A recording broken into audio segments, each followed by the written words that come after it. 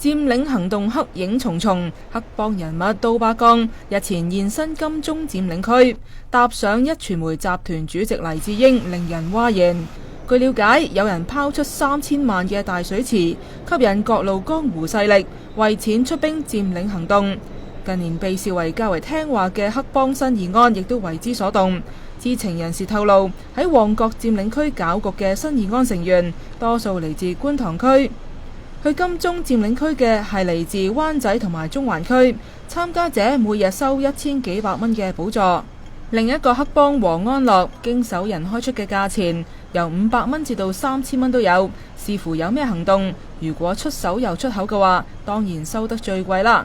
至於黑幫14K 宣稱每日800蚊，但知情人士就話，其實各大黑幫以判上判嘅形式派錢召集人頭，層層都有人抽水。試過有判頭收1300蚊，最後實際做嘢嘅人只係收800至到1000蚊不等。消息指出，幕後金主企圖利用黑幫嘅仇警心態，利用佔領行動呢一個平台，將黑幫同埋前線警員推向火拼邊緣，以佔領作為擋箭牌，打殘警方嘅士氣，變相將黑幫公開化，同時製造更大嘅混亂。粵港澳警方高度關注事件，喺為期2個月代號雷霆14嘅聯合行動當中，已經將發佔中財嘅黑幫納入打擊目標。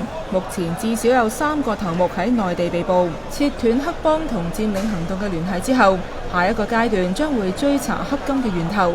ONTV 東網電視新聞台報道。